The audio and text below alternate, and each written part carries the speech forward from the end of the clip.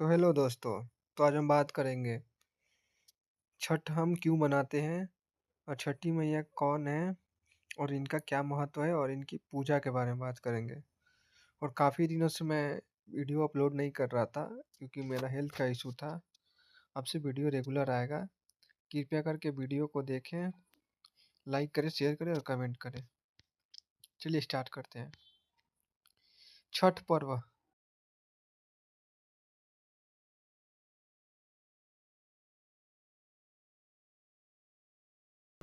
षष्ठी का अपभ्रंश है।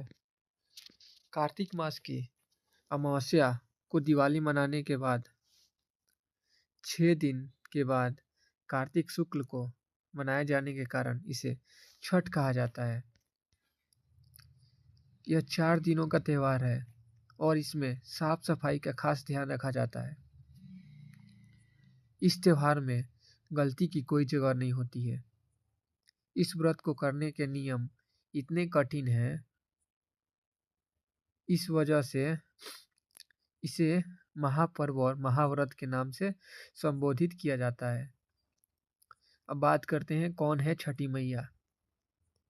मान्यता यह है कि छठ देवी सूर्य देव की बहन है और उन्हीं को प्रसन्न करने के लिए जीवन के महत्वपूर्ण अवयवों में सूर्य एवं जल की महानता को मानते हुए ने साक्षी मानकर भगवान सूर्य की आराधना तथा उनका धन्यवाद करते हुए माँ गंगा, यमुना या किसी भी पवित्र नदी या पोखर तालाब के किनारे या पूजा की जाती है। षष्ठी माँ यानी छठ माता बच्चों की रक्षा करने वाली देवी है। इस व्रत को करने से संतान को लंबी आयु का वरदान मिलता है। मार्कंडे पुराण में इस बात का उल्लेख मिलता है।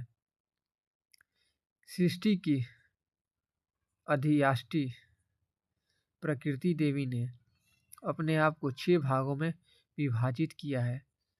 इनके छठे अंश को सर्वश्रेष्ठ मातृ देवी के रूप में जाना जाता है, जो ब्रह्मा की मानस पुत्री है। वह बच्चों की रक्षा करने वाली देवी है। कार्तिक मास के शुक्ल पक्ष की षष्ठी को इन्हीं देवी की पूजा की जाती है। शिशु के जन्म के 6 दिनों बाद इन्हीं देवी की पूजा की जाती है। इनकी प्रार्थना से बच्चों को स्वास्थ्य, सफलता और दीर्घायु होने का आशीर्वाद मिलता है। पुराणों में इन्हीं देवी का नाम कात्यायनी बताया गया है, जिनकी नवरात्रि की षष्ठी तिथि को पूजा की जाती है। अब बात करते छठ व्रत की कथा। कथा के अनुसार प्रियव्रत नाम के एक राजा थे। उनकी पत्नी का नाम मालिनी था।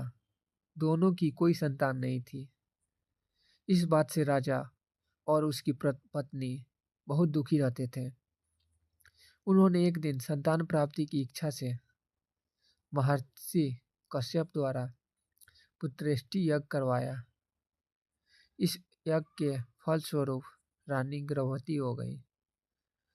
9 महीने बाद संतान सुख को प्राप्त करने का समय आया तो रानी को मरा हुआ पुत्र प्राप्त हुआ।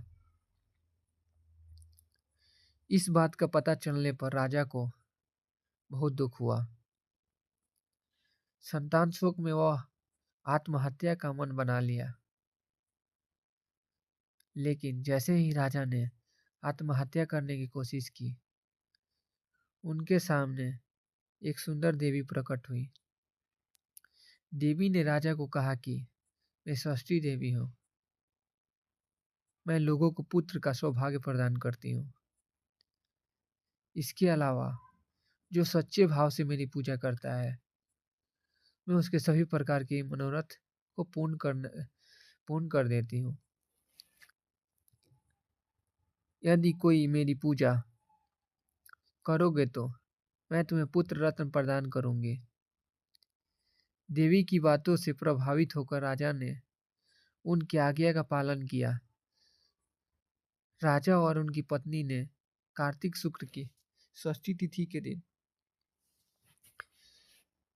देवी षष्ठी की पूरी विधि विधान से पूजा की। इस पूजा के फलस्वरूप उन्हें एक सुंदर पुत्र की प्राप्ति हुई। तभी से छठ का पावन पर्व मनाया जाता है। छठ व्रत के संदर्भ में एक अन्य कथा के अनुसार जब पांडव अपना सारा राजपाट जुए में हार गए, तब द्रौपदी ने छठ व्रत रखा। इस व्रत के प्रभाव से उसकी सारी मनोकामनाएं पूरी हुई तथा पांडवों को राजपाट वापस मिल गया।